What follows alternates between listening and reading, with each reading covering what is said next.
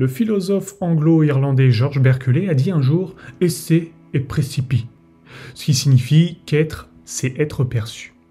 Selon Berkeley, seuls les esprits et les idées existent, la matière n'existe pas. Il discute de cette théorie que l'on appellera plus tard l'idéalisme subjectif, dans son traité intitulé « Les principes de la connaissance humaine ». Dans cette vidéo, on va donc explorer l'ontologie radicale de Berkeley qui, si elle est acceptée, résout de nombreux paradoxes philosophiques qui ont hanté l'humanité depuis des temps immémoriaux. Berkeley commence la première partie de son traité en s'attaquant à la notion de substance matérielle. Il affirme que tous les corps ne sont que des idées. Par exemple, lorsqu'on perçoit une table brune à 4 pieds au milieu d'une salle à manger, les qualités de la table, comme sa couleur brune, sa taille, sa forme, son nombre de pieds, etc., sont des idées qui n'existent que dans l'esprit. Le personnage de Morpheus dans le film Matrix de 99 explique très bien l'argument de Berkeley dans la citation suivante. Qu'est-ce qui est réel? Comment définir le mot réel?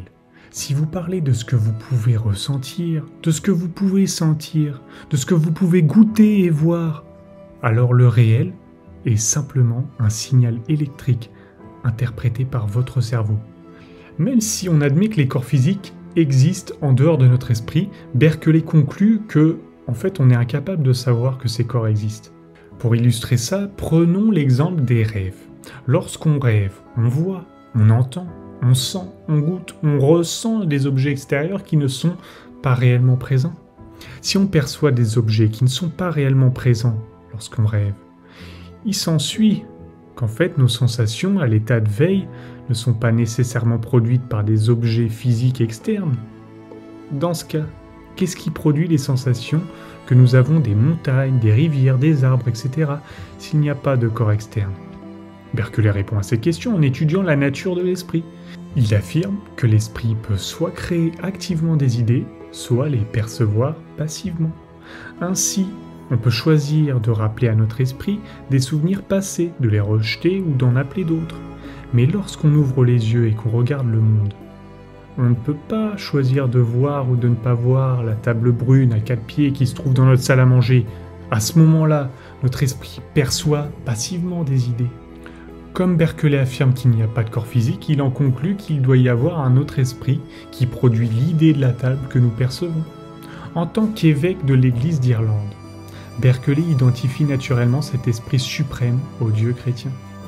Parce que Dieu est infiniment sage, bon et puissant, il est capable de produire des idées qui sont plus réelles que celles qu'on est capable d'évoquer dans notre esprit. Berkeley explique ainsi la différence entre la réalité, nos rêves, hallucinations et pensées.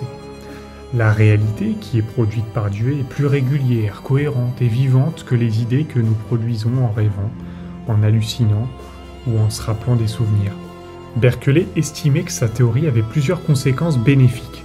Elle permettait de résoudre de nombreux paradoxes philosophiques, par exemple, si Berkeley a raison de dire que seuls les esprits et les idées existent, alors les questions de savoir si les corps matériels peuvent penser, si la matière est infiniment divisible et si les corps matériels et les âmes immatérielles peuvent interagir, sont des questions donc qui doivent être rejetées comme étant absurdes, car la matière n'existe pas.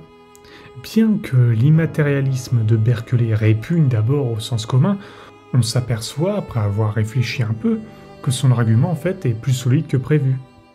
Ainsi, ce livre permettra aux croyants de trouver un allié de poids et aux non-croyants de trouver un adversaire de taille.